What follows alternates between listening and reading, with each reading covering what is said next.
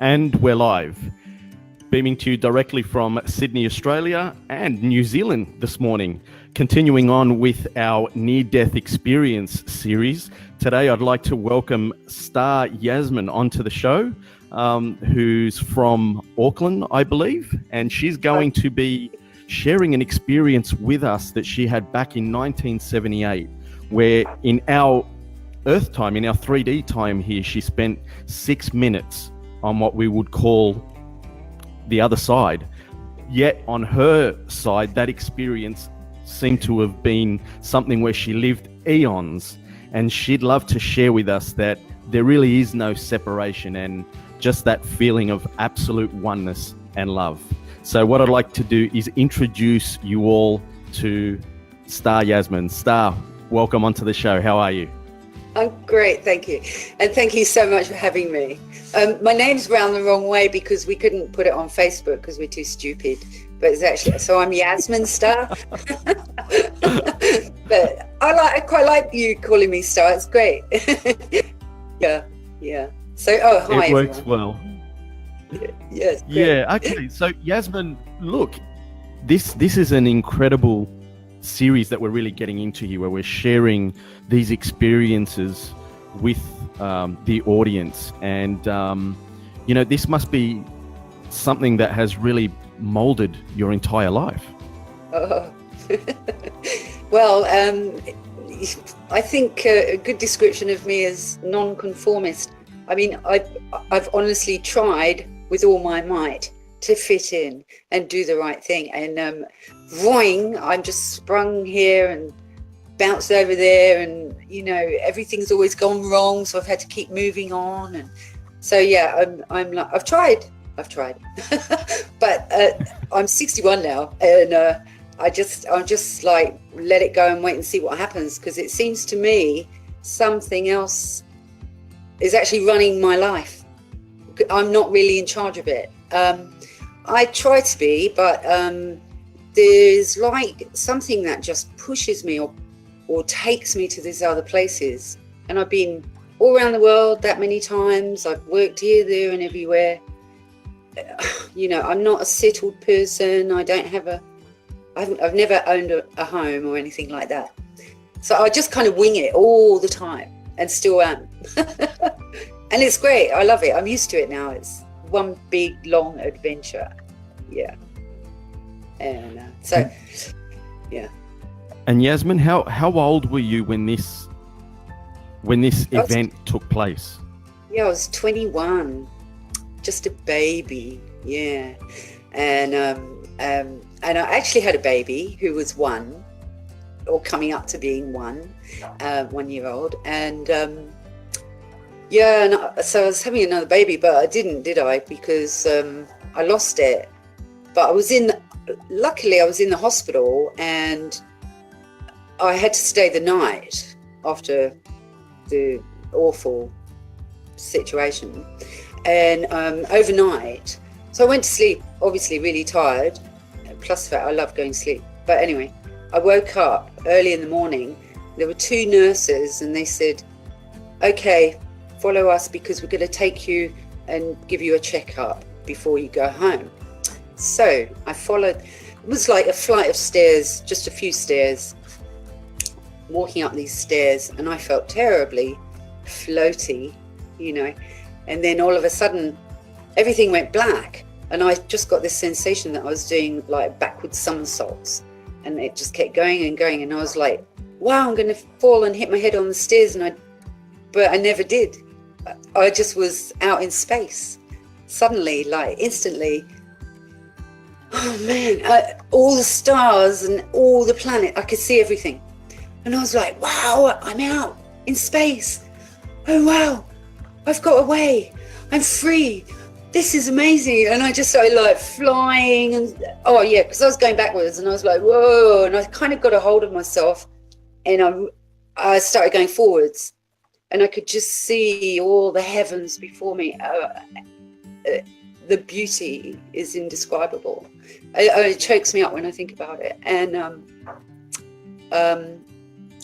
so I was like, and I was going through the rings of Saturn. I started going towards Saturn. I knew it was Saturn because it had the rings, and we all know that Saturn's got rings, but anyway. And I got towards it, and I was going through the rings, and I could see all these little sparkly, dusty, the dust, and all these rocks. And some were really big, like what we've seen recently in meteorites. They were similar, like all these jaggedy rocks, floating around in these rings. And I was like laughing my head off, going, wow, nobody's going to believe this. This is just unbelievable. Oh, I've actually been through the rings of Saturn. And then I went out the other side, and I wasn't like right close to the planet. I was on the edge of it, going through this ring. And I could just see loads and loads of stars, like the whole galaxy. It was so beautiful. And then what happened? Oh, see, now I've gone demented. Just remember, I'm an old lady. Yeah. So then, bang. Then what happened? I suddenly was floating on the ceiling above the bed where my body was laying dead. And I saw it, and I was looking at it going, wow, I was in that thing. Wow. And that's just so not me. I'm not that. I have nothing to do with it. I recognized it, sort of. I knew it was me, but it didn't look like me, how I really am, And so I was like just totally amazed. And I was watching the nurses, and they were like freaking out. And one was crying and going, oh, we've lost her. And I was going, no, you haven't. I'm up here. And I was like, don't touch that body. Leave me alone. I am not coming back. And they were going, right, call the doctor. They pressed this big red button, and they stuck a thing in my arm, and they couldn't get it in. And then they got the other arm. They tried to stick it in there. And then they went back and tried to get it because they couldn't get it in. I was obviously dying. And I don't really have much blood. But anyway, so they... And one of the nurses was like real young, probably about the same age as me, and she was going, oh, we've lost her. And the other one's going, no, oh, we can't lose her. We're going to get in so much trouble, and she's really young, and hurry up, call the doctors.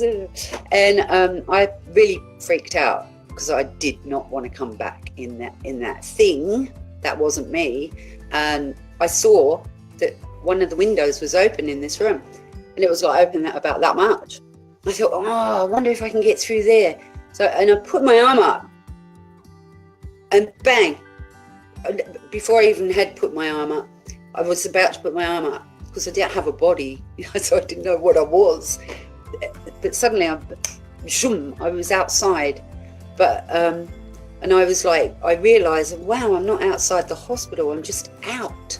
And I was in this golden light that was just alive and vibrating and glowing, not glowing, but sparkly aliveness. And so how I think is a good description, like if you're in the center of the sun, that you would just see that. And it was beautiful, and it was in me, and it was in everything, and I knew everything when I was in it. I knew that everybody was made of this same stuff, that we all have this is what we actually are, and everything in the universe is made of this. There's no separation, there's no fear, there's no scary stuff, there's no hell realms and stuff. Yeah, there are in our mind, but not in reality. Because in reality, there is only light. Darkness can't survive without the light. Darkness doesn't exist without the light. So darkness is a self-created thing, but the light is the true, the real thing. There's nothing else. And so I was in it, and I was experiencing like all the mind of the entire universe. I knew everything about it. I don't now, but at the time I did understand how everything worked, how everything was in harmony, how sometimes things look like they're really wrong and aren't working, but actually they are, because it is kind of a part of a big puzzle that's been separated, but is actually working its way back together. And we are all playing our part. Every little creature and every single human being, everything in the universe is all part of the same thing. And it is love. 4-letter word, love, does not cut it. That word should be dumped. We need a new word that really describes what we feel when it comes to love. And I've been thinking about that for years and I haven't got one. But anyway, you never know. Somebody will get one and we'll all use that. But so everything is love. We have to use that word. Bliss. It's bliss. It's divine. It's perfect. There is no imperfection. Everything is the way it is meant to be. What's missing is our acceptance. We don't accept things the way they are because we want to make them like what we think or they think. So everything is just purity, having the experience of basically impurity. But we can use our lifetime in order to recreate our real self before we die. Because basically most of us are living lives, we're acting, we're pretending, like me, I'm acting. Oh yes, I had a near-death experience. It's a true thing, I did, but I'm acting the part of that person that had that experience. We're kind of faking everything that we do until we make it, and we can make it. We have a life in which we can make it, and a lot of people don't make it till they are right at the end of their life. And I've been a caregiver and looked after people while they're dying, and you can see that they just right at the end they get it right then, because there's nothing else to hold on to. So it's like, anyway, tell me to shut up because I go on. But then I had this life a re-experience of my entire life, moment by moment, which was very, very mighty experience, because I was really unhappy about the way I behaved. I had not been a very happy person. I'd been sad and crying because my stepfather used to beat me up. A big deal, Like when you're in the light, all this stuff is like just a joke. But when we're in misery, obviously, we're like, oh, my life's so hard. But we have to kind of find a way to just go, yeah, that's how it is in this world of suffering. But there's another reality, and it's right here within us. It's right in our heart, in our mind. It's in your teeth. It's in your fingernails. It's every single thing. We are made of tubes. Our necks, our arms, our fingers, our limbs, our bones, our hair.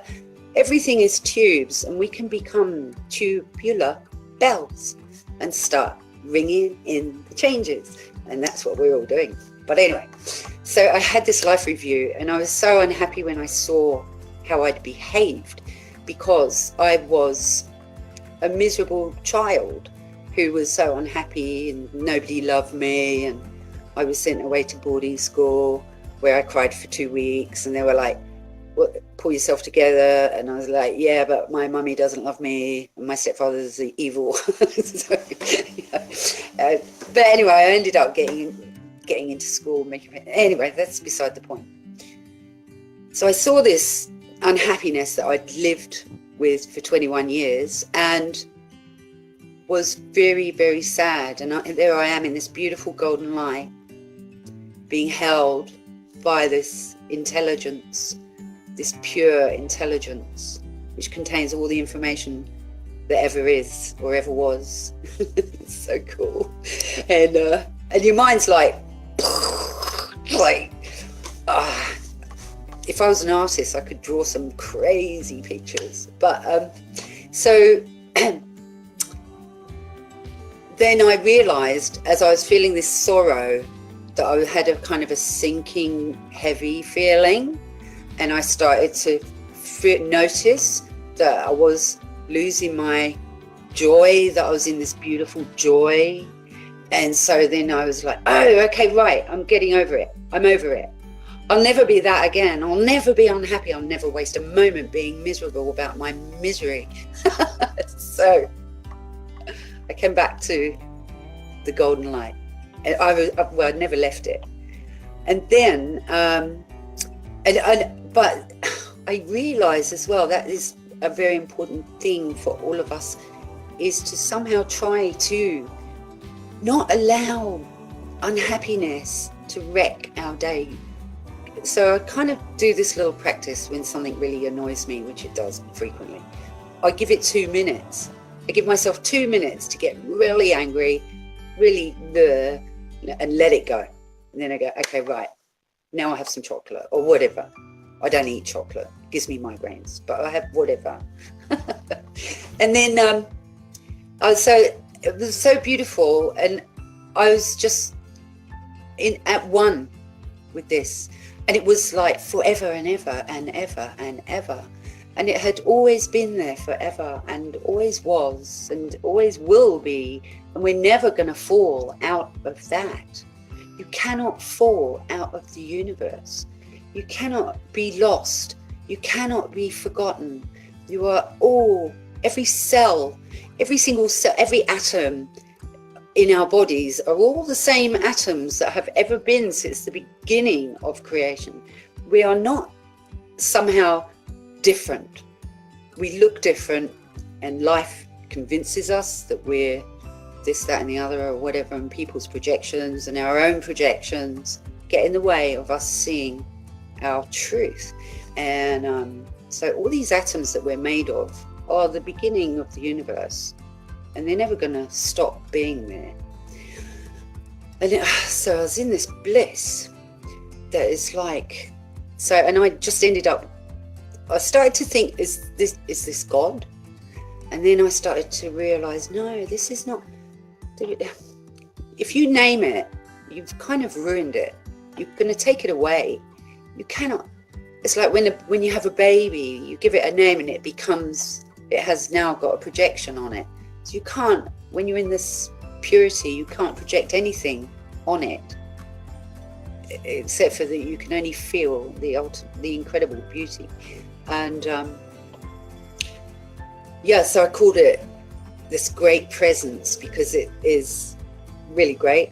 It's everywhere. It's, I mean, hello. And it's all about now. And it's all this, everything's happening simultaneously. Nothing is going to happen or did happen. It's actually all happening all at the same time. But we're just completely unaware of that while we're in the body. It looks like, oh, I've got to wait till next week till I get paid or whatever, you know. In fact, I didn't get paid last month, so yeah, whatever. But, you know, it doesn't matter. It doesn't matter, because it'll all, when we let go, it kind of all works itself out. But we keep interfering all the time. And I just saw so clearly how I have interfered in my own evolving life in order to try and stop myself be what I want to be, which is nothing to do with what anybody else wants me to be. Because other people's, as a child, I grew up believing in those closest to me, and hey, they wanted me to be an air hostess. Well, I wanted to be a nun.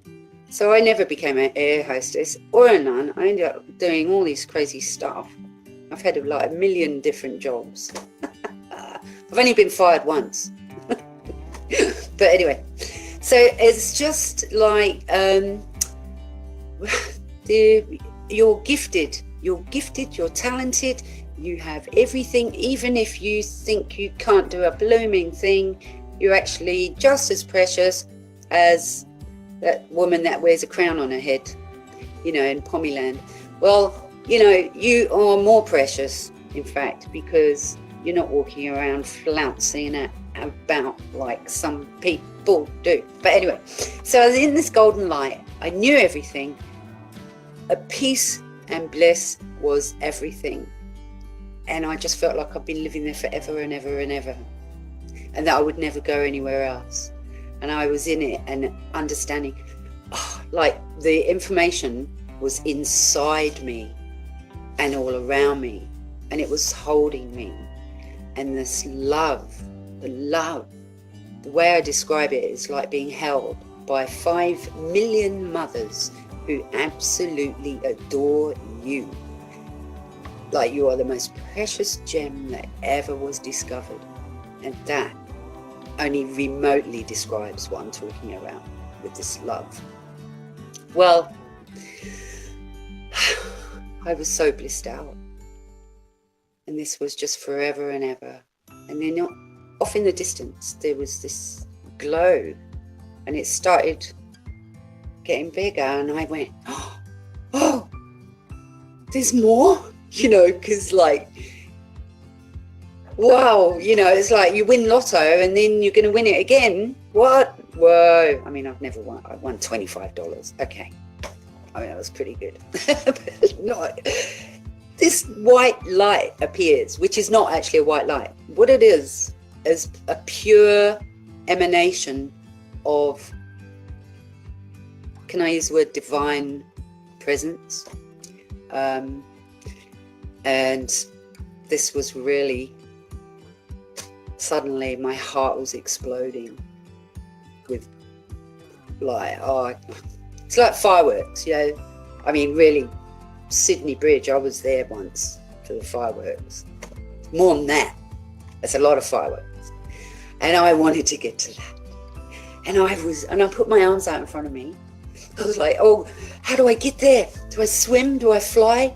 I put my arms out and I saw my arms and they were made of rainbows, all beautiful rainbow colors. Like, wow, I know I'm a bit hairy. My father was a monkey. I started to swim and I'm like, wow, I'm just fully made of rainbows, like electric colors, all melding into each other. It was just astronomical. Like, wow, that is our true body. The rainbow body. It's our true self. And I started to get closer and closer to this light. And then this great big voice came and said, it's not your time. Like, I mean, a big man's voice, like a giant angel in the sky. Wow. Talking to me very sternly. And he said, it's not your time. I mean, he said it in a big, deep voice and everything. You could do it. You do it. It's not your time. It's not your time, Yazmin. It was you.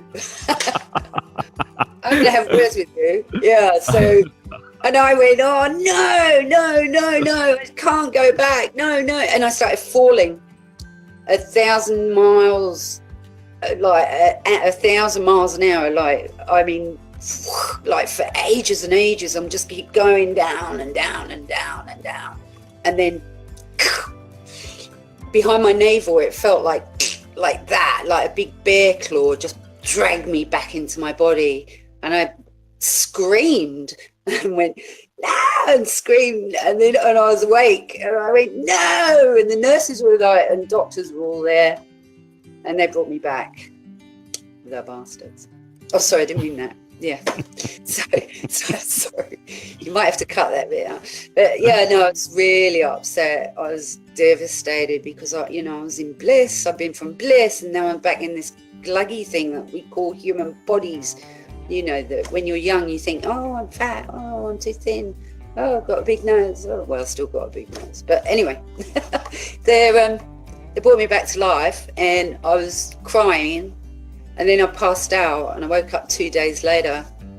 And apparently, I wrote in my story that I was given 6 pints. I was actually given 8 pints when I wrote the story. A couple of years ago, I wrote that story down. But I'm rewriting it to get it all correct. But the truth is, I was actually given 8 pints of blood. I had bled to death overnight after the miscarriage, and yeah, so I was terribly weak. My arms were black and blue. I couldn't understand what had happened, and then she told me, and I went, yes, I remember. And I was just on cloud 9. I didn't care about the fact that I was in some certain amount of pain, and I got up and I went home and I told everybody, and I was like saying to people, hey, look, don't be down, because it's not real, it's okay, you know, you're just here to be happy and enjoy it, it's just life. And they were like, you've gone loony, you know. I've been loony for the last 40 years because of it, yeah. And well, I saw a lot of stuff. I saw that the world, the people actually will get together. They'll do it. I saw how since the beginning of time on this planet, well, when I say that, I'm not talking like 60,000 years, I'm talking like billions of years. I saw it. I saw the whole development of humanity. Like, there's some stuff in there I don't want to talk about it, okay? I could talk about it, but not right now. But yeah, and we actually so convinced that we have to go and do this and be this and do that and that we're kind of like walking around looking at our own feet. We're not like, we need to kind of ascend. We need to like have brighter minds. Sorry, old women tend to dribble a lot. My friend froths at the mouth, for goodness sake. I'm doing quite well. So we need to, it's like, be more vertical in our thinking. Like, we get on this real horizontal thing, you know, we're all doing the horizontal thing. Well, we can start doing the vertical thing and sort of bring ourselves up a bit, you know, see above, look from higher down, look from more up here rather than just this here. And that will sort of bring us up more. And it's opening the heart, but we need to express ourselves and have a broader view of things, just in general. And that will all bring us up, because historically the people on this plane of existence have all been operating from the lower fields of energy. And so now like the whole world is in this incredible thing. Something really wonderful is happening. I don't know if it will happen in my lifetime. I really hope so. I really hope so. But something really amazing is happening, because I know people that are transforming, and they're nothing to do, and they don't even know about my crazy story. No, because I haven't even spoken about it for 40 years, you know. This is a first. I mean, I've written about it, and they've got it on ions or something. But yeah, you know, people are actually interested in life and death. And yeah, we need to all let go of our fear of death, because it's like, when I died, I literally died. There's nothing happened, you know. It's just like, 1 minute I was going backwards down the stairs, and it wasn't minutes, I mean 1 second, split second, I was looking at the nurses walking up. One was up in front and one was behind. It was only about 4 stairs, and I went whee, like that. I was gone. I was just having the best time till they ruined it. Brought me back. Let me cheek. Yeah. So Yazmin, you mentioned there not too long ago that there's something that you didn't want to talk about. Let's go there. What was it that you were referring to there? Yeah. Okay. Well, there's an awful lot of stuff in this universe, you know. It's not just. What it is there's all goodness. And some clever clogs have come along and figured it out. And some of these clever clogs have used their information to manipulate us all. And that's basically what I saw. what I know to be true. What is truth? Everyone's truth is their truth. So for me, that's my truth. And that all, I tell you what, no matter what happens, no matter how much dreadful stuff happens, they're never going to get anywhere. They're not going to win. We, the Goody Gumdrops gang, are going to win without even trying. And it's not a race, and it's not a win. It's just that goodness is has so much power, and negativity doesn't actually have any. None. I mean, I've been through total hell in my life, and no matter how, I had one guy trying to kill me. Okay, he's trying to strangle me and suffocate me with a pillow. Wow. And he couldn't kill, and I was letting him kill me. I was like, yeah, do it, go, yeah, no worries. And he couldn't do it. See, negativity can't win no matter what it does. It's like little child having a tantrum. You just go, yeah, whatever, you'll get over it, and hopefully they do. But some people don't get over it, and they just want to keep promoting that yeah, no, I'm scary and I'm going to make you all terrified. Yeah. And people go, oh, we're scared. Like, just takes one person just to go, yeah, I'm not afraid. I'm not afraid. Once we're not afraid to die, we're really going to make a massive shift. Once we get rid of the fear of dying, things are really going to change. Once we accept that we've been having like millions, if not billions of lives in the Buddha Dharma, the Buddha taught that all beings have all been each other's mother or father at some stage. Like even down to a little maggot. I mean, so when I see little maggots, I go, oh, hello, darling. People go, you're nuts. That woman's talking to maggots. Well, like when you get old, it's great because you can say anything you like. Nobody cares about what you go on about. Just go, oh, mad old spinster. Yeah. So, Yazmin, you use the word manipulating. You use the phrase that these clever clogs, they're manipulating. They've figured it out, and they're manipulating us. Yeah.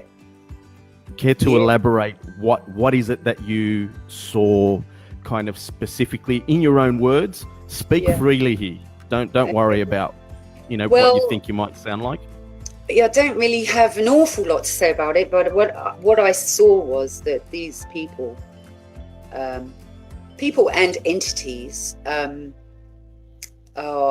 like feed off negative energy. So when people are scared or depressed or unhappy, see, once you go into these lower blah blah gluggy energy thingamajigs, then you're not being who you really are. When you're happy and you're fully, it's like driving a car with like only half a cylinder. You're not putting out because human beings, all life is electric. Everything's electric energy. So, and these beings, they feed off the negativity. When you're scared, they can get your light. That's how it works. You might notice as soon as you start doing really well at something, loads of so-and-sos come along and ruin your day. Well, that's exactly them at doing their thing. Going, ha ha, you thought you were so great. Now we're going to show you, and we're going to put you in your place. And then you get all miserable. And that's exactly what they want you to do. Instead, next time somebody's a so-and-so, you just go, yeah, great. Yeah, oh yeah, I am. Just whatever. It doesn't matter. Nothing matters. What really matters is you hold your energy. I have been humiliated, beaten up that many times, threatened to be murdered. Oh, in the end, I was like, okay, do it. I don't care. I mean, I died. I'm quite happy about that. Every day I go, is it my time? Is it my time? You are a free spirit, aren't you? Yeah. Like a cop car was driving on the road. This is just on Friday. I was driving up north, and there's loads of traffic coming south because it was a long weekend, I think. I don't know. I don't even know what weekend it was. But I was driving up north. The cop car was over the centre line, nearly had a head on with the silly twit, you know. And I was like, "Oh, you nearly got me." So tell us, Yazmin, when you were in this experience, you spoke about the golden light. Yeah. You spoke about it feeling, you know, like full of love. Oh yeah, it is. Did you feel any of that other stuff that you were talking about anywhere near there? No. It was just all encompassing. Because it actually doesn't. The negativity doesn't actually exist. It is only an invention. It is only like an actor putting on a play. It's just all a movie, like, because life is like a movie, and we're just Shakespeare knew exactly what he was on about. If not that anyone reads him these days, but we are all players, and on the stage of life, we're just acting the part. You know, people come in, they want to have a certain experience because they haven't done it before. So some people want to be a pilot, some people want to be a mummy, some people want to be gay, some people want to be like real weirdos, and some people want to be murderers. All this stuff, you put it all together, all these people all creating. When we start seeing with our wisdom eyes, we see that even murderers and all the nasty so-and-sos and blah, we can have compassion. We can send loving kindness to those people instead of our hate, because that's what they want. They want hate. They want it. They love it. That's their trick. But what we do is send loving kindness to every single person, being, whatever. And there are also many, many, many goodly beings here with us that we cannot see. I saw that too. There are many, many protectors. We're not alone in this. It's kind of like a battle that we are kind of living to do. You know, we don't know what's really going on. There's this huge battle going on, and it's been going on for how long? I don't know, like forever. And so what we've got to do somehow, you know, I know it's very upsetting, some things that have happened to me, my friends, all sorts, been through a hell of a lot of stuff, and they want you to get into the misery. Like, I looked after a guy who had AIDS for 20 years, and well, I mean, I really only looked after him for 10 years, the last 10 years, but he committed suicide. When he did, we shared a house. I was devastated, and I got really down. I was really down. I could feel myself like sinking. And the doctor came to the house, and she said, look, Yaz, you've been through such an awful lot. I'm going to give you a sickness benefit for 3 months. You can forget about work and just get over this terrible trauma, because it was a big drama and a whole lot of stuff when he died. So I just looked at her and I said, if I do that, I'm going to die as well. I said, I need to go to work and look after these people.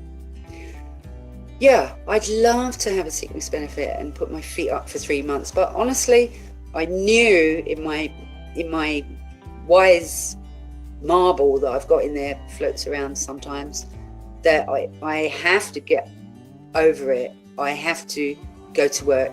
I have to think about something else. Otherwise, I'm going to go to that dark place where I don't want to go, because I don't want to feed them, and I blooming won't. Absolutely. I'm We've got some a stubborn questions old rolling cow. in, Yazmin. We've got some audience participation here, putting in questions. Marie is Okay. asking, did you have any after effects or abilities or meetings with other beautiful beings? Oh, yes. Yes, After Effects. Oh, the After Effects. I mean, I was just blissed out for the longest time. I think I still am, you know, kind of in many ways. I mean, I just get really blissed. Like when I'm really in nature, I was at the beach. I'm so lucky I've got these really rich friends and they let me stay in their house at the beach. I mean, hello, with the sparkle. And I was like, oh, wow, I'm in heaven, you know, like I really get that whole beautiful energy comes, and it's just, I've had a few amazing things happen. I've brought my friend back to life, like about 5 times when he was dead in the hospital. I said, no, you're not going, you get back here. And he came back to life.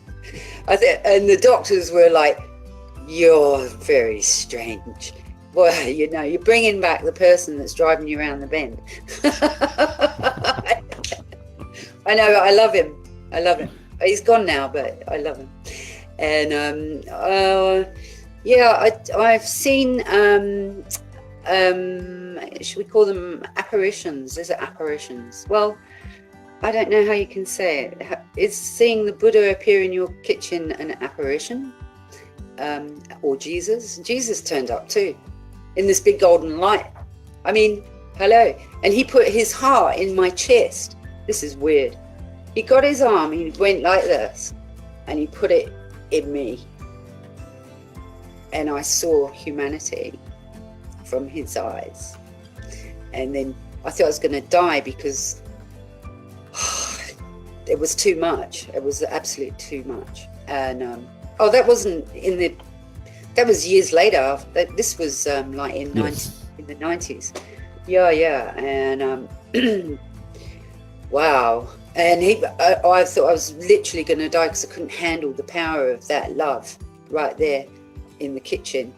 And then the Buddha appeared in a rainbow in the kitchen. I got a rainbow crystal, and it makes really good rainbows on the wall. And one of the rainbows started moving, like swaying like this. And I was like, oh, that's funny because there's no wind. And so I was looking, and then it just got bigger and bigger. And then the Buddha appeared, a golden Buddha, and he had like 9, I now know that he has 9 bodhisattvas around him. There in the kitchen in Wainui, when I lived out there. And he said, you must leave now. Well, he was trying to save my life because that's the night that guy tried to kill me. Yeah, far out. So I ran outside to leave, and then I went to run back in the house. And over the pathway where I just walked out, like you come down the steps, and there's a little pathway. And over the pathway was a stick of bamboo, which wasn't there before. I don't know where it came from, saying, don't go back in, get in your car and go. And I didn't. I went back in the house and ran around to see if I'd forgotten anything important. Came back to run back to my car, and the guy drove in from work. He came home early from work. We were living together. He came home early from work and tied me up and beat the living daylights out of me and strangulated me. And, wow, he nearly did kill me. And the Buddha appeared and tried to, and I didn't listen. And that's a huge one because we don't listen. You know, we're going, oh yeah, it's not that. Yeah, I'll do it in a minute. No, we don't listen to those subtle messages that are constantly coming to us all the time. Why do you think it is that we don't listen to these subtle messages, Yazmin? Because we're bloody idiots, you know. I don't know. I mean, that's because I am an idiot, you know. I still have to really watch it, you know, and pay attention. I can't, you know, I have to sort of tell myself, like, pay attention what you're doing. You don't really want to die right now, so drive more carefully, you know. Just like a big eagle, not an eagle, hawk landed in front of my car. I had to stop. I had a car right up my doodah, right behind me, and I had to go, and the guy behind me is like, what are you doing? Well, he doesn't know that there's an eagle a hawk landed in front of my car. You know, like, we need to pay attention to what nature is telling us. And most of the time, the biggest message is just slow down, Bridget. You know, I wasn't going to use the F word. But that's all right. You can if you want to. It's all good. It actually reminds me this morning, getting my kids ready for school. I was having a conversation with my 12-year-old son. I'm just telling him, don't sweat the small stuff, dude. It's all good. You know, he was just stressing over, you know, having to take some cupcakes to school this morning, you know, for an event. And I'm like, don't sweat the small stuff, dude. And he just looked at me like, okay, Dad. And I'm like, yeah, that's all right. You'll know what I mean when you grow up. So I've got another question here from Steve in the audience. He's saying, did you have a life review? I think you touched on the life review stuff there, but if you want to elaborate on that for Steve. Wow. What to say about it? It was the most confronting thing that we're ever going to have happen to us, is seeing ourselves in such a detailed, you know, I mean, there's no escape from anything you think or do or say or anything. It's all right there in your face, and you're reliving it. So it's like you're watching a movie of your life, but simultaneously experiencing the whole thing as well, but from a higher perspective with great awareness. So you're seeing how you were, everything you saw. It was awful, really. And then, but you're also seeing how other people felt, and that when you thought or said a horrible thing about another person, they're feeling it as well, and you're actually sending it to them. And so we've got to watch our thoughts. We've got to watch everything that we do. Is so incredibly important, because it's like an ocean, and you drop a pebble in it, and all our thoughts and all our deeds are pebble. How one behaves up close like that, it's raw. You are stripped raw.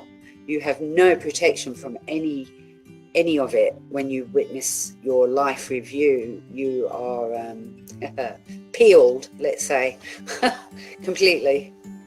Yeah, you're pretty much sharing almost word for word what our previous guest shared with us during his life review, which was actually Steve who asked you that question. You've virtually gone word for word for what he said, which is incredible.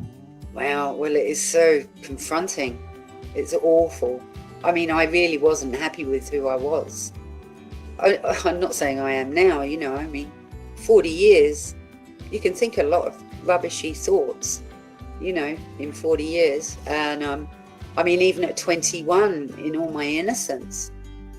But the worst thing, the very worst thing, for me anyway, was that I had allowed myself to get into my sorrow. And so that's changed. That's actually changed, because I don't allow myself to get into it, you know. I don't go down the self-pity road. I just go, oh, okay, so all right, poor you, and that's about it. Yeah. I don't give myself the luxury of going, oh, I'm so sad. Yeah, no. I might do it for a second, but I'll never sit there and, what do they call it? Wallow in my suffering. No, I don't. Because everyone's suffering. And everyone's suffering is suffering, really, the worst suffering in the world for them. Even if you look at them and they seem to have the easy peasiest life, their suffering is actually the worst thing that can happen for them. You know, so people, you can't compare another one to another. all are completely precious, and everything that happens to every person is very, very important, and nobody is more important or less. There's none of that exists in truth. These are only things that happen because so-and-so or they or whatever it is says so. It's not real. None of it's real. That's the whole thing. Half of this, see, what we're going to do is we're going to transform out of these bodies. The other thing I saw was we are light beings. We have two bodies. We can have two bodies. I'm not talking about the physical one. I'm talking about the cosmic ones. We can have a light body, which is like pure light, pure white light, or you can have any color you like. But this is what I saw, and I was a pure light, a being of pure light, and everybody else was, and we had all overcome all of our stuff, and that's why we're here. We're overcoming our stuff. We wanted to come here. We came here fully enthused about coming here and doing this work. And then when we got here, we went, oh no, I don't like this. Oh, I didn't want to be born. It's not my fault. I don't know why I'm doing up north accent. But we actually want to come here. We want this life. We want this pain. We go, oh yeah, I think I'll die in a plane crash this time. Oh, every time I go on a plane, I'm always like, oh, am I going to die in a plane crash? I say it to the person next to me and they go, oh, I don't want to sit next to you. I even sat next to somebody who's his first flight, and I said, it would be fun if we all die together. And he's like, whoa. Maria's asking. We got to stop it. The fear of death. We got to stop it. We're light beings. We really are. Yes, so we got to kind of like get over ourselves. Yeah, we're generating all of this stuff, aren't we? Yes. Yeah, I mean, it's funny that there's this separation illusion thing where we become a self, and then the whole experience is about getting back out of ourselves. Yeah. I mean, it's hard. It's not an easy thing, you know. If it was easy, we wouldn't enjoy it, because we don't really like things to be easy. We love the friction, you know. I mean, you can walk on the beach all day, you know, and go la la, tra la la, look at the birdies, and you know, and it's lovely for an hour or two. But then you need friction to make you feel alive, to give you something to fight towards. We love the fight, but we've got to do the right kind of fighting, the good fight. We've got to have the right desire, not the wrong. You know, there's even right and wrong, they're just silly words, but they can be so important when we're choosing how to be with life, because it's life that is the thing. Life is an energy, and we have it for a while, but it will continue on and on, because it is its own thing, and it is very beautiful when we are in tune with life, the energy of life. And so we can be more accepting, because we're just looking at things, oh, well, this is life. This is what happens in life. Sometimes it hurts, sometimes it's scary, sometimes it's beautiful, and sometimes it's just hilarious or whatever. But it is just life. And so we kind of have a bit, like when something is really bothering us, we can put space between us and it. So you can visualize yourself here, or know you are here, and visualize a whole lot of space between you and that little thing. Make it really small in your mind, and put it far away from you, and say, that problem is now a long way away from me, and it's tiny. Because actually, in reality, it really is nothing to be worried about. It's just, we see scary stuff as like really big, but we need to do the opposite and see it as really small. So we can do a lot of stuff with our mind that we aren't taught, you know. We have to go and find gurus and people like that, and then we get into some weird religion that makes us pay money, and I don't know what we do. We do, you know, because we're all looking, so we're always doing something, trying to find the thing that's going to make it easier. But actually, you have all the answers within you, because you are the universe, and you never weren't, and you always will be. And so human beings have all this stuff and they don't even know what they have, because they get locked into unhappiness and work and so, but you can make work. I'm a housekeeper, so I make cleaning other people's messes up into my fun. I tell myself I'm having fun. I literally if I didn't, I wouldn't be able to do it, because I can't be bothered. I'm lazy. I don't want to do housekeeping. I want to live on a luxury yacht. No, but I meet so many wonderful people, and I have a really good time. So every day I know I'm blessed. And Mahatma Gandhi's wife had to clean the toilets, and she said, "I'm not cleaning the toilets. I'm your wife, the world famous man of peace." And he said, "Well, that's exactly why you have to, because it's important that you have humility and that you can clean a toilet and get over yourself," because it's all basically the golden light. There's a thing of getting over ourselves again. Yeah, exactly. Get your mind out of the way. Get your mind out of the way and just do the thing that you got to do. Like ride a horse. I was scared to ride a horse, so I put my mind out of the way, got on a horse and went galloping. Yeehaw! Get your mind out of the way. Trick yourself into doing what you don't want to do. So, like, I'm going to go. So for instance, I'm going to go and clean someone's house. I don't want to do it. I've got to drive all the way there. They got electric gates because they're loaded, and the house is worth $7 million.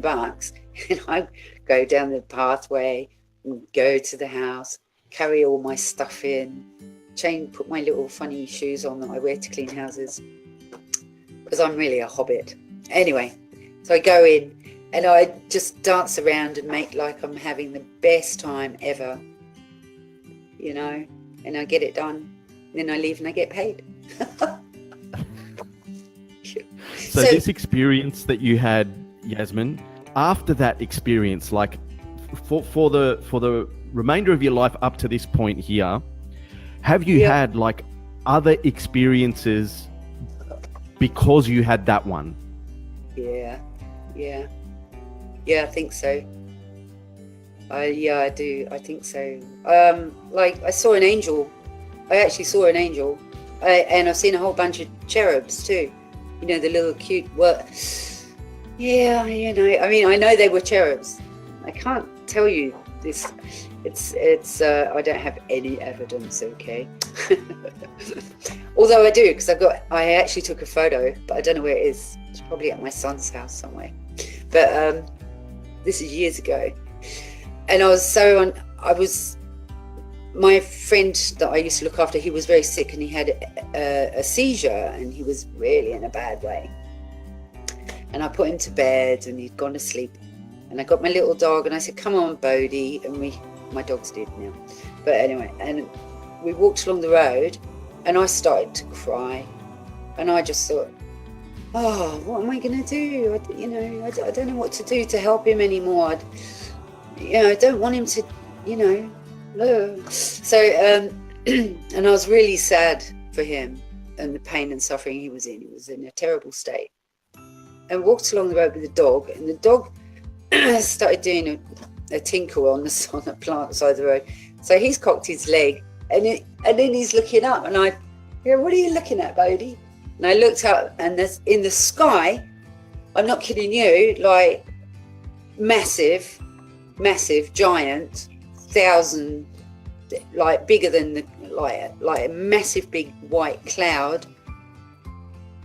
But it wasn't a cloud, it was an angelic being. And I was like, wow. What am I seeing? I'm going like, what am I looking at here? What? I just couldn't, click, the brain's going click, click, click, click. And it was neither he or she, to be honest. I didn't feel it was neither one nor the other. It was just a being. And they spoke and said, just stay calm and keep walking. And I was like, oh, I'm hearing things. This, you know, because I couldn't accept what I was seeing. And so I looked at this being, basically, and I said, what did you say? And they said, just stay calm and keep walking. And I was like, oh, to be honest, I felt like I should be getting on my hands and my knees. It was a dirt road, you know, I mean, pain. But that's how I felt. And then I thought, but then I better do what I'm told. And so I just kept walking my dog up the road. And it just stayed there, like for half an hour. And as we turned around and come back to the house, then it dissolved.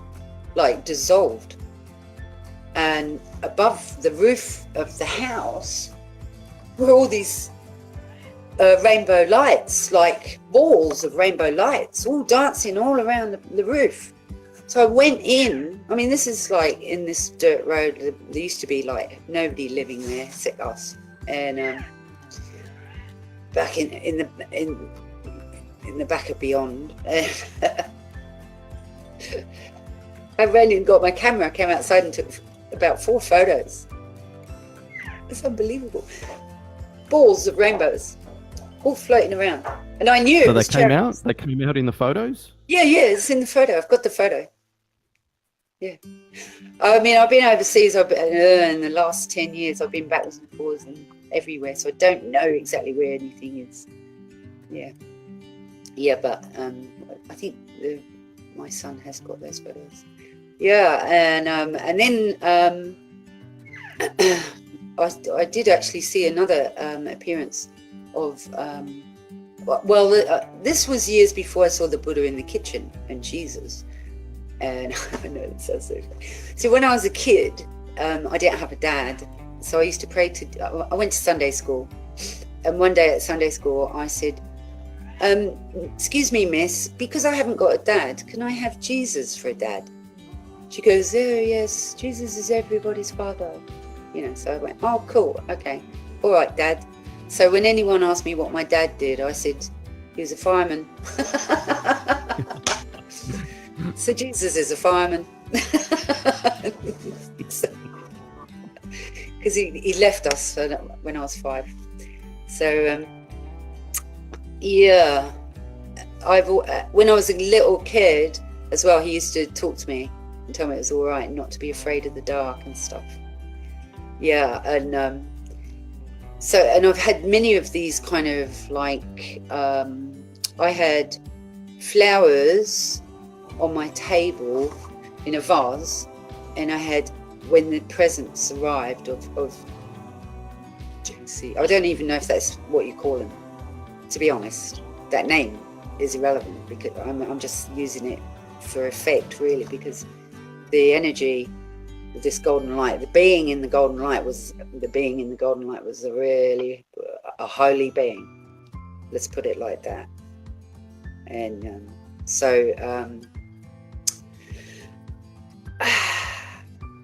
and after that experience, the flowers transformed, not before my eyes, but over the course of the day, and into spirals.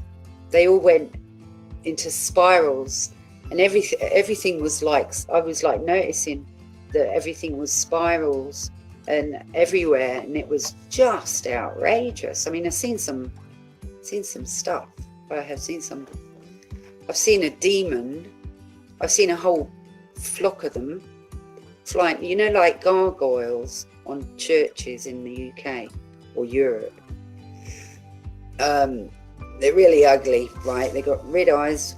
Well, I don't know what colour their eyes are in the church, but what I saw, they look like gargoyles with horns and scales and 4 legs and tails and red eyes and wings. And I saw a whole bunch of them flying around the sky one night.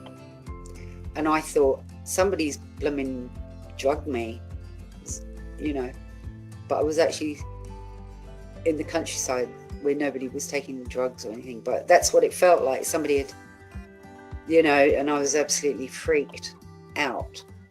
And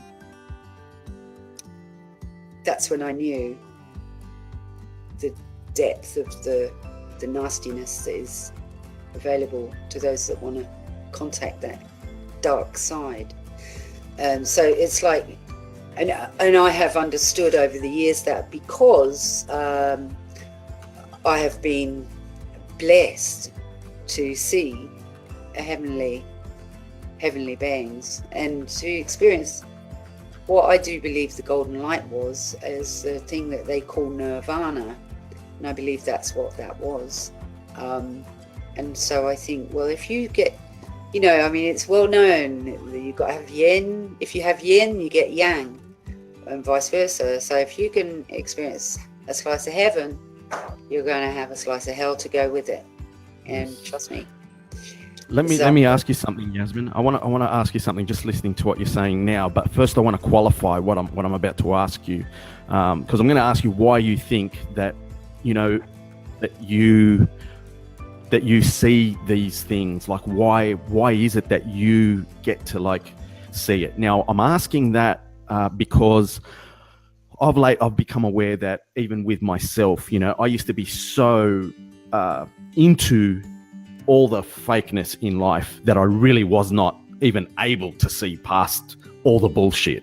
So, and that took me a long time. So in the same sense that people are so into work, status, money, objects, material things, and they think that that's it, and they're so dense in it that they can't even fathom what we're talking about now, right? So they're not going to see it anyway because they're not in that, they're not open to it, right? Yeah. So in that context, you know, you are seeing some amazing things here, you know?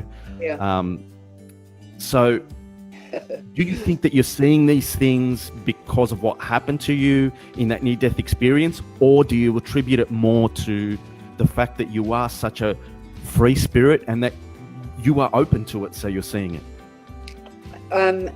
I was in such a state of visual appearances yeah, at one stage that I was really concerned about myself, and so I took myself to see a shrink and made an appointment, and he sat there and listened to me for a couple of hours, and then he said, because I went there because I said, look, I need to find out, I think I might be schizophrenic or something. So he talked to me for a couple of hours, and then he said, no, you're not schizophrenic. He said, you're just really onto it. He said, I wish I had all those experiences. He said, no, there's nothing wrong with you. You're not mad at all. He said, we could medicate you, but you know, you're not freaked out. You know, you're not scared. You're not, you know, you're okay. You're handling it all. So he said, there's nothing wrong with you. He said, I think you're in a spiritual, like, transformation type thing. Yep. Many people go through in their life. And what they always do, something goes on, they go and get medication so they don't have to go through it. Which is like, I don't want to. I've never been on meds. I've never been to the doctor since I was. Good for you. I don't know. I don't go. Yeah. I'm ready for death. That's the whole thing. But I'm ready for life. Yeah, I mean, it's not like I don't get sick. I'm not, you know, I'm not blooming Wonder Woman. No. But so then after that, after seeing those demons and everything, so I saw the shrink and okay, I'm not mad. Then I decided to go and see a priest. Because, you know, like I'm going, well, spiritual, so where do I go? I don't know. So I found a priest. I went in a church, not far away from here, in fact, and the priest said, I said, look, I'm seeing all these things. I don't know what to do. Have you got any, you know, do I need,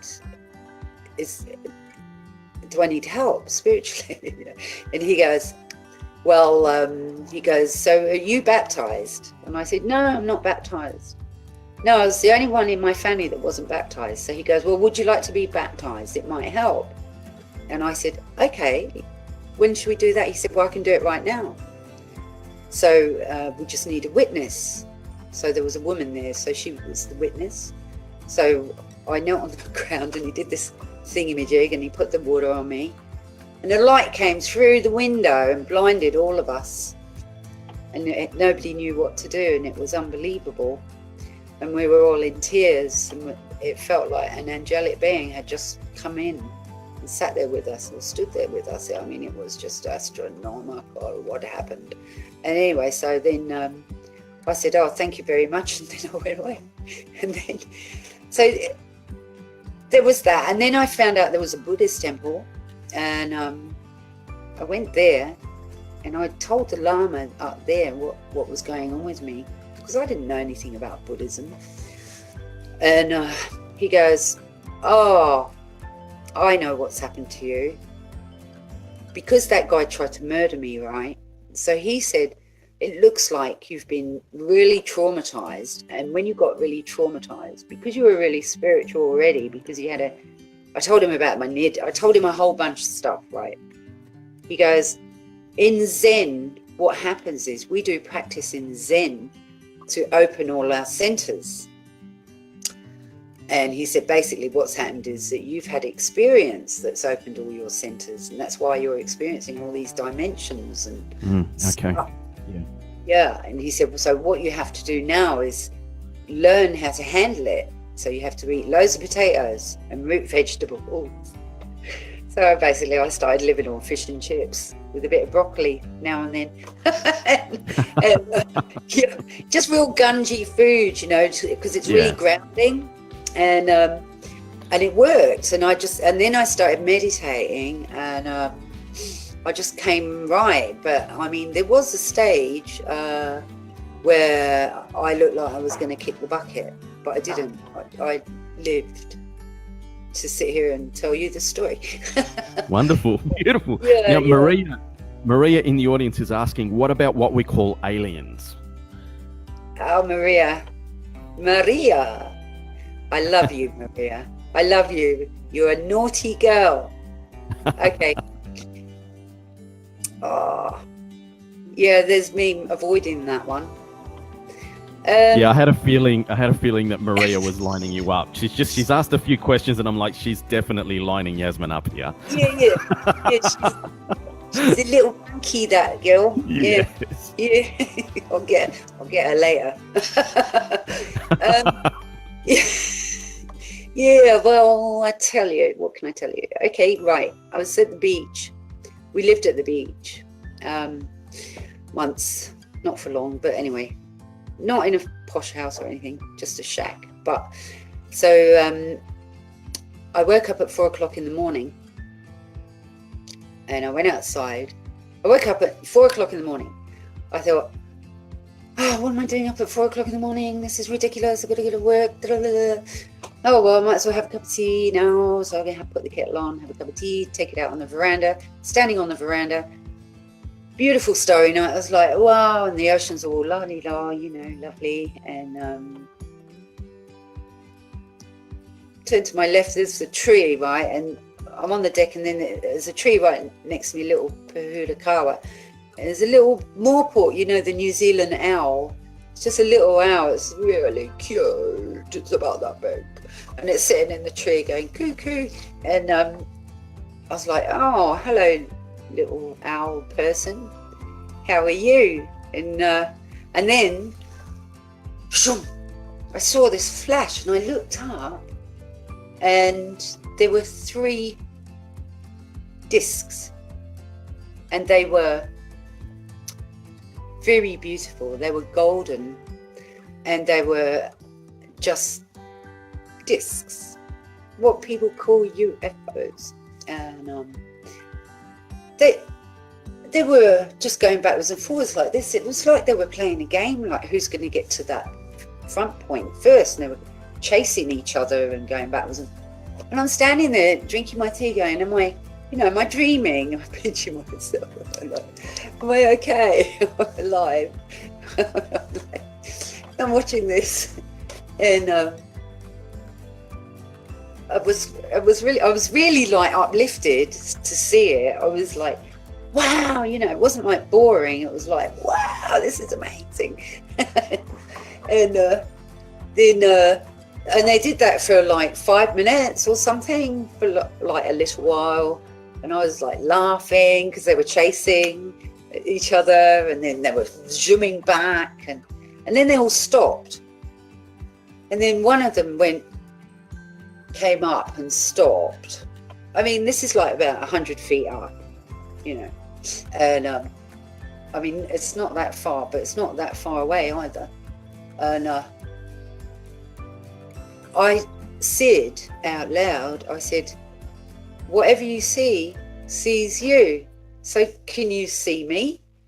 And this disc, I don't know what to call it, I mean, yeah, disc, shone a light at me, like went beam, and I went, wow, you can see me. I started like waving, hello, you little beings in your little disky.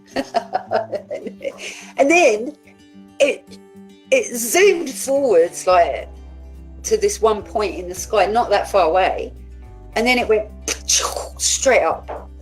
And then the second one came and did exactly the same thing and went straight up. And then the third one came, and I watched the whole thing, and they were gone. And I was like, oh, wow, that's amazing. Yeah, that's true. And that was on the February the 4th at 4. I never forget the day, because I went inside and looked at the clock and the calendar.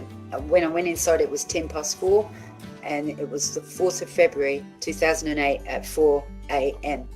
I mean, I've been out there for 10 minutes probably, so I guessed it was 4 a.m. because it was 4:10 now. And wow, I mean, that was that. And I had another one. Don't we have to hang up now? Up to you. You're driving. I'll tell you this. I'm a terrible driver. No, I'll try and slow down a bit, you see.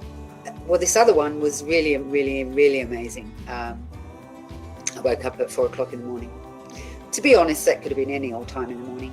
I don't remember the time, but it was dark night, and I've been asleep. And I made a cup of tea, went on the veranda, look at the stars.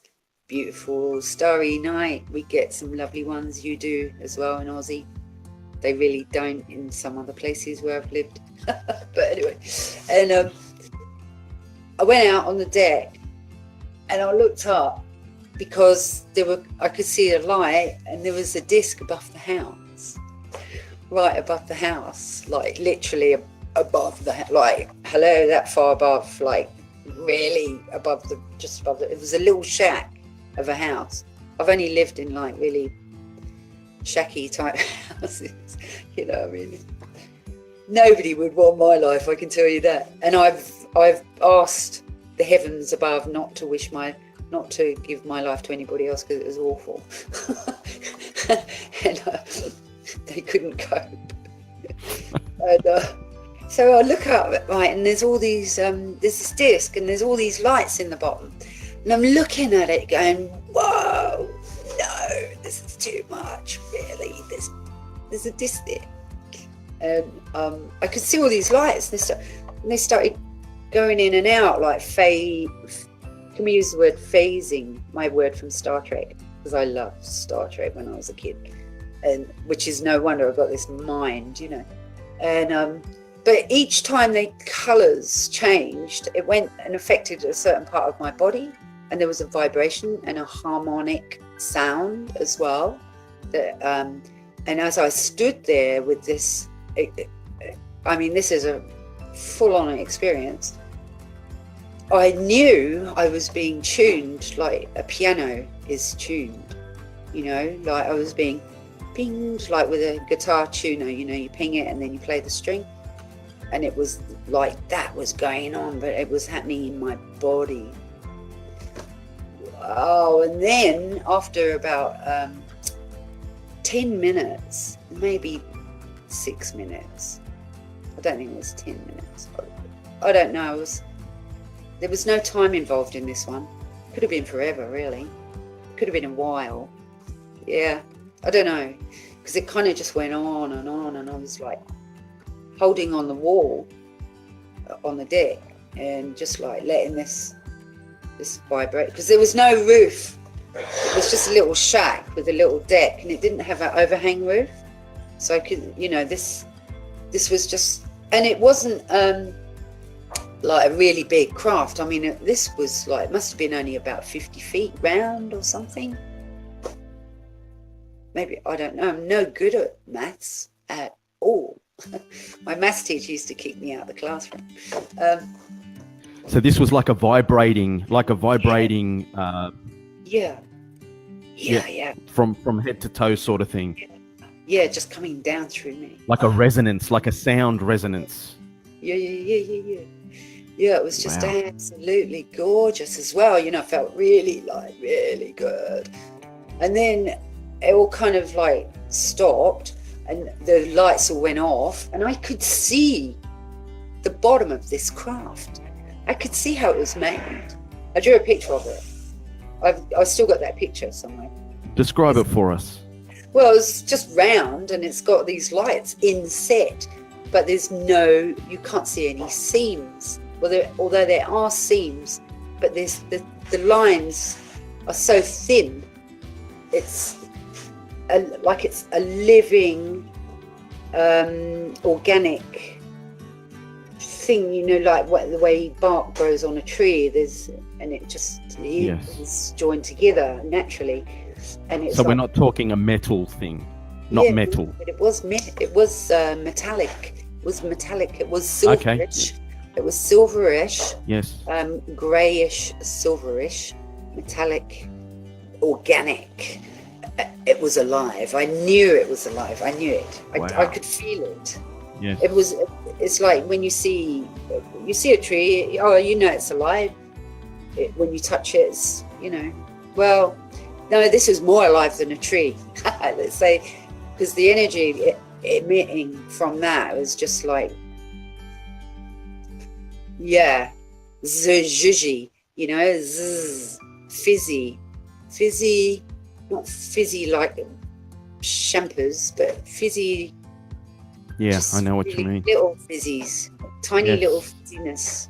Yeah, like wow. And then I felt really exhausted, and I had to go and lie down. I actually left it sitting above the house and went back to bed. Wow. So you didn't get any look on the inside of it? It didn't have any windows or glass sort of? No, I could only see the underneath. Yeah. Okay. If I had any brains, I would have gone down the steps and got my camera, had a camera, take a photo, ask the occupants to come out for a cup of tea and a slice of cake. And another thing happened another time where my friend and I were both at home, and I was in the lounge and he was in his room, and I heard this kind of sound, and I went, "Oh, you're kidding." And I went outside, and it was the same sound that was coming down through me that night. It was everywhere in that place where I was living. And I was like, wow. So I was just standing out there going, wow, they're here somewhere.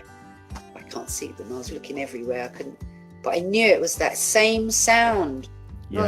And Yazmin, do you ever hear that sound like, in between sleep and wakefulness, like when you're going to sleep? Do you ever hear that same kind of sound? No, it's a very distinct sound. I've only heard it twice. Those 2 times I've never heard it. Oh, but the big loud voice that made me come back to life, that sent me back down here into this thing. Yes. The one that you made me mimic. Yeah, you. That guy. It's not your time, Yazmin. You must go back. Yeah. Yeah, great angel Michael Pinilla. Well, he sent me back. Yeah, no, but I heard my middle name actually is Angel. For real, my middle name is Angel. Like my name's Michael Angel Pinilla. Everyone always laughs at me, but yeah, true story. That's fantastic. You were the one. You are the one. So, yeah. So I heard that same voice once when I was going to sleep one night. Yeah, I heard the same voice. And what did it say to you? Yeah, I know. This is the whole crux. Okay. I can't remember. No, I think he said. Everything's going to be all right. Because I was going to sleep. I was really tired. I was going to sleep, and then the voice came, and I was like, oh, it was so loud. I woke up with a jump. I was actually married once, and I went downstairs to my husband, who was still up, and I said, "Did you hear that voice?" He goes, "No, what voice?" I said, "The big angel type voice. You must have heard it. It was so loud." He goes, "No. Are you mad?" I said, "Well, yeah, you know I am." So yeah. No, I did hear it. Yeah, no, no, that's what he said. He said, "No, everything will be all right." So yeah, that's amazing. We're not alone, you see. I mean, yes. Someone could talk to me. Who's me? Nobody. Hello, I'm nobody. But some great big angel can come and talk to me. Well, we're not alone. And I tell everyone we're not alone. And people, because I'm a bit of a bloody character, and a bit of a clown and all that, because I always wanted to be a comedian. I always wanted to be on stage, I mean, I ended up being an extra at one stage. But no, I really wanted to be like go to drama school and all that. But of course I ran away from home after my stepfather beat me up. After I got expelled from boarding school for being outside the school grounds when I wasn't allowed. And she sent me home the next day. And I arrived at home with I had a trunk, in the old days. Well, you're too young, you don't know nothing, do you? So I got home. Oh, you kill me. I've got no defense against that. I have to accept it. Yeah, you're going to wear that for the rest of your life, boy. Yeah. So I was sent to my room, and then when my stepfather came home, he beat me up. Boy, did he. Broke my nose and everything. And I ran away from home that night. Never went back. And that was just before my 15th birthday. Yeah, so I've been winging it ever since. Yeah, and winging it is great because when you get out of the way, the universe just brings stuff to you. And I came back here I went overseas because I thought I need to go away. So I went to France. I ended up looking after a castle for a whole year, all by myself. It's quite scary, I can tell you. Yeah, and so I did that, and saw an angel out the window when I was there. Yeah, that was just like, okay, so I'm not going to be afraid, because it was a great big, it's called Castle Frank. You can look it up. It's in Montredon-la-Bessonnie, which is in the Midi-Pyrenees. Now I lived in it for a whole year by myself, alone in the dark. There's no heating. Wow. And I used to go in the forest and get dead wood, and chop it up and bring it home and have a log fire. And I just lived literally really poor. I mean, I'm always poor. That's irrelevant, but yeah. I mean, living there was really, you got to be very frugal. Because I only got paid like 70 euros a week for a year. And half the time they didn't even pay it because they're blooming weirdos that own it,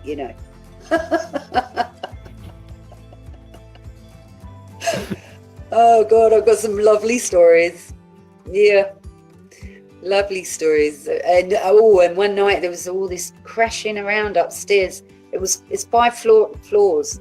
You have to look it up afterwards. And on the top story, I could hear crash, crash, crash. So I'm like, what? Oh yeah, and also the castle, because it was so rubbishy and old, it was full of snakes and vipers, which are really deadly poisonous. So I had to keep my eyes peeled for snakes all the time and find them and put them outside. You know. Anyway, so this night I went up to the top of the house, and there's no power, and up the top, and so I had to go up with a candle. I mean, it's like Florence Nightingale, isn't it? And I go up there, and it's a cat, and I haven't got a cat, but there's this cat up there, this wild, and it's going mad, and it can't get out. So I grab it by the scruff of the neck, without dropping my candle, and carry it all day. Oh, loads of stories. Yeah. Sorry. I get all right, distracted. Yazmin. Well, no, you're an absolute delight. I'm loving this. All right. So, what is a final message that you can leave for the audience, coming from someone who is a near-death experiencer, and how it's changed your life? Share some of your wisdom with the audience on, what you know. See, I wear glasses because people think you're intelligent. That's my advice. Look over them when you're being really serious. I think don't make it mean anything. When life happens, respect and all the good stuff, but don't make it too heavy. Don't cling too hard. Let it flow. Let it do its own thing. Try and realize that everything has its purpose, and everything actually does know what it's doing, even when it looks to us like it doesn't. So we can relax and have a bit of fun. Enjoy it. You're meant to be enjoying it. It's really important. You've got to enjoy it. Don't get grumpy. Don't get mizzy. Well, if you do it for 2 minutes. Have control of the mind. Don't let it wander all over the place. Grab hold of it and pull it back. Be here now, and try and the more now we are, the more happy we are, because worrying, people worry. 10% of that worrying is probably worth worrying about. The rest is not. Just, have 90% worry free. And if you must worry, give yourself not even 10% is too much. Just make it small. Go, worry is a very small thing in my life. Write it so small you can hardly see it. And put space between yourself and everything. Mentally, because it's all unfolding as it should. The universe is an incredible intelligence, incredible wisdom. It is full of everything that you are. You are not separate from that. So therefore, it's more a case of getting. The ego is trying to tell you to go into your default behavior, which is all the stuff that ruins your life. Whereas your true self is trying to break free and get a life. So, and when things go wrong, people go into their default. When things go wrong, they need to go into their true self, because our default behavior is what sends us back down where we've already been, and we go, why am I repeating the same old rubbish? Oh, of course I am, because I keep going into my default. So I'm going to leave that there and go into my truth, my simultaneous great presence, which is always with me here and now. Does that make any sense? I just hope that the people that are watching this really understand and live like the profound message that you're giving us right now. I absolutely love it. Do you think that you understand and that you embody this so much because you're such a free spirit, because you've kind of worked out how to live your life with a foot right out of the system? Yeah. Shirley MacLaine's got a great film. It's called Out on a Limb. I recommend everybody look at it. I know it. Yeah. Yeah. Well, see, and she's a very wealthy, I mean, obviously it's a different kettle of fish, but I actually dreamt I was a billionaire. And you know what? I actually feel like a billionaire because my life's so kind of juicy. I just have so much experience, so many gifts, and people that care about me are just so kind, I mean, there's not that many, but the one that does, which is my friend where I came. Oh, this morning, this nearly didn't happen. The Wi-Fi broke. The Wi-Fi broke at the house. So we went and got a thing, and then that broke. And then I rang up 2 Degrees and I said, can I get some Wi-Fi? So they downloaded all this app and everything, and I got 12 hours free Wi-Fi, but it wouldn't work. So I text my friend, can I do this video thing at your house? And she says, yeah, of course, I'll make your coffee. You're unstoppable, Yazmin. There's nothing in the universe that can stop you. You just got to, when it's all looking like, now other people might go, oh, the Wi-Fi's broken. Oh, it must mean that I'm not meant to do. Don't make it mean any bloody thing. Do what you want.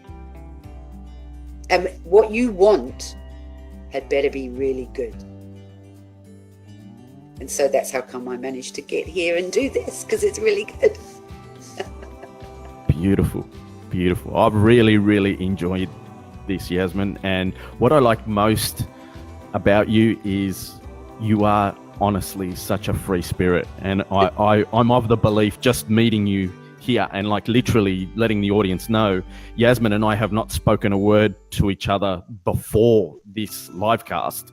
And as soon as Yazmin started talking, I'm like, wow, this being is truly free. And I respect that and love that about you more than anything. And I think that's why, you've been privy to have these experiences, because you're free enough to embrace it and you're open to it. And there's a big lesson in that for all of us. And I must say one other thing, a very important thing. Obstacles are blessings. And everyone needs to remember that very important thing, because when we get obstacles, like this morning with the Wi-Fi not working, and then the other one, that's 3 goes we had to get Wi-Fi so I could do this with you. And so I knew straight away, oh, I'm really blessed because I have obstacles.